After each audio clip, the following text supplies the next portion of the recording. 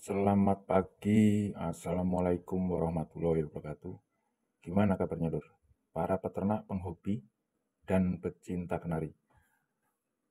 Di dalam video ini, yang perlu menjadi perhatian adalah pahami karakter binatang peliharaan kita.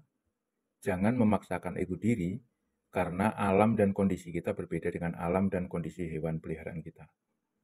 Selalu mencari tahu, baik dari membaca, informasi, dari teman, dan komunitas, dan lain-lain. Tetapi, tidak langsung dipraktekkan dan dimakan mentah-mentah informasi tersebut. Kembali pada pahami hewan peliharaan kita. Dan kemudian informasi ilmu yang kita dapat bisa diterapkan sesuai kebutuhannya. Jadi rajin menata dan mendata kegiatan kita, baik itu sekedar hobi atau beternak, karena dengan menata dan mendata kegiatan kita, yaitu untuk meminimalisir kasus per kasus, sehingga tidak terulang kejadian yang sama, yang bisa merugikan binatang dan diri kita sendiri.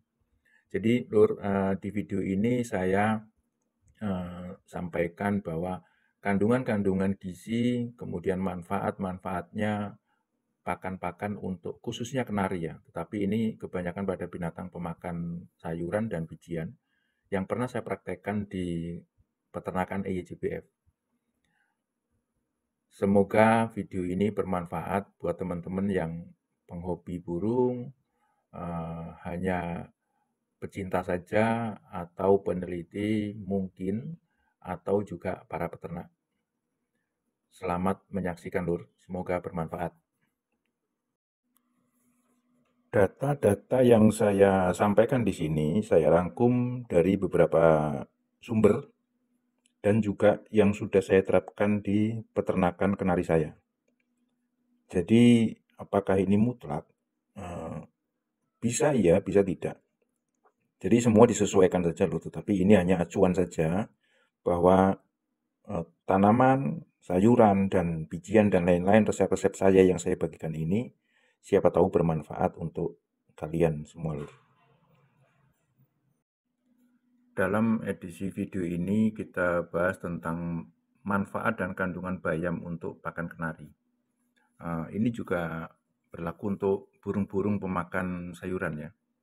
Jadi kandungan gizi pada bayam mentah, daun bayam mentah yang termasuk tinggi dan cukup tinggi adalah kandungan air, kalsium, besi, kalium, seng, riboflavin, vitamin C, magnesium, mangan, selenium, vitamin B6, folat, vitamin A, dan vitamin K.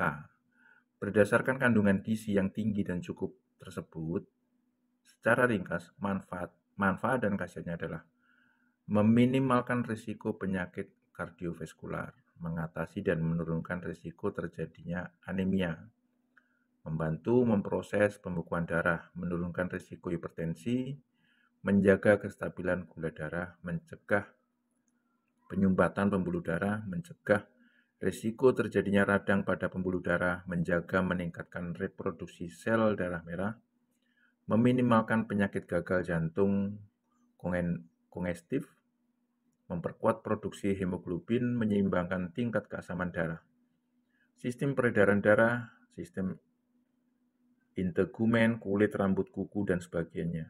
Ini bagus untuk bulu-bulu dan kuku-kukunya kenari ya.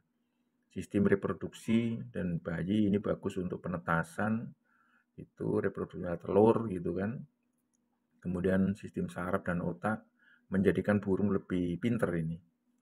Kemudian tulang, sistem rangka, sistem ekretasi dan urinaria, kelenjar, hormon, enzim, mulut dan gigi ini untuk kesehatan burung-burung yang suka ngiler, suka apa itu ya keluar cairan dalam mulutnya itu kan. Kemudian sistem kekebalan tubuh ini cocok untuk yang rentan penyakit burung-burungnya. Sistem otot, sistem pencernaan, sistem pernafasan, sistem indera, dan tubuh secara umum. Ini menunjukkan bahwa kandungan besi, riboflavin, vitamin K, kalsium, vitamin B6, seng, mangan, air, kalium, magnesium, dan fluor termasuk tinggi dan cukup tinggi. Mengkonsumsi daun bayam mentah secara teratur sesuai AKG ya. AKG itu angka kecukupan gizi. atau sesuai kebutuhan gizi per hari dari Kemenkes RI bermanfaat untuk kesehatan daunnya mentah. Nah, kalau untuk orang saja bermanfaat, pasti untuk burung juga lebih bermanfaat. Karena ini sudah saya praktekkan di kandang saya, di peternakan saya. Jadi kalau makan daun bayam mentah, itu burung relatif lebih kuat. Karena meminimalkan risiko penyakit kardiovaskular tadi. Manfaat dari tingginya kandungan kalsium dan vitamin B6 itu. Mengatasi menurunkan risiko terjadinya anemia. Itu manfaat dari cukup tingginya kandungan besi dan riboflavin. Membantu proses pembekuan darah. Manfaat ini dari tingginya kandungan kalsium dan vitamin K.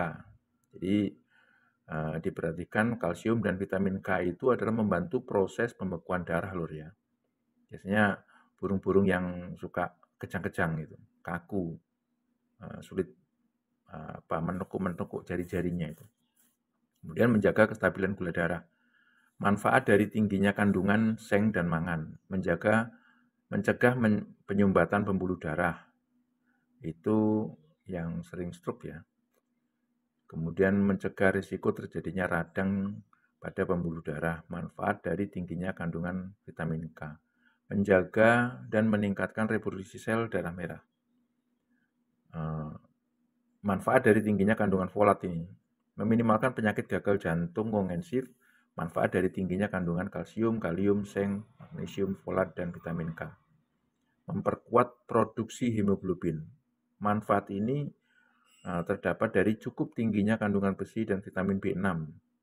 Menyeimbangkan tingkat keasaman darah. Manfaat dari tingginya kandungan kalsium.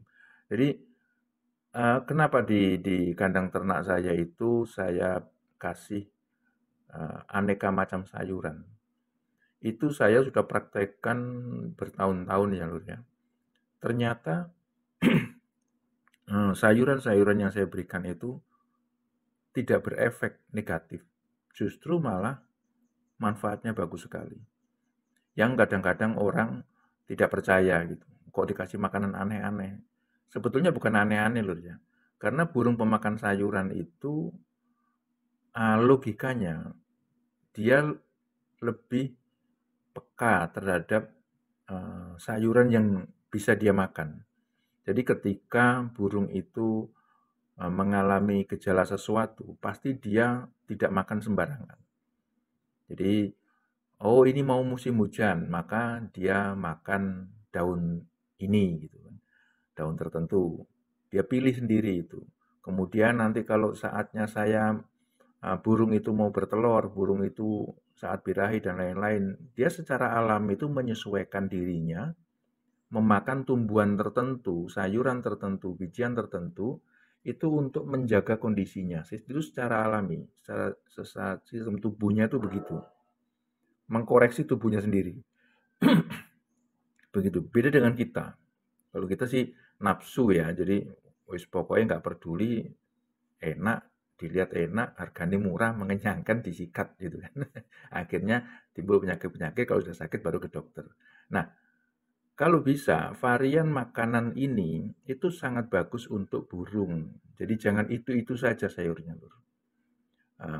Oke, saya kira cukup sekian dulu. Nanti kita sambung lagi dari sayuran apa yang bagus untuk kenari ini. Mungkin teman-teman bisa komen di bawah, minta sayuran apa atau makanan apa, itu manfaatnya bagaimana untuk kenari.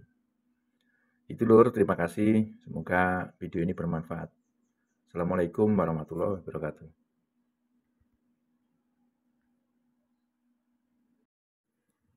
Dan jangan lupa jika video ini bermanfaat, silahkan share ke teman-teman yang lain. Siapa tahu di sana banyak yang membutuhkan.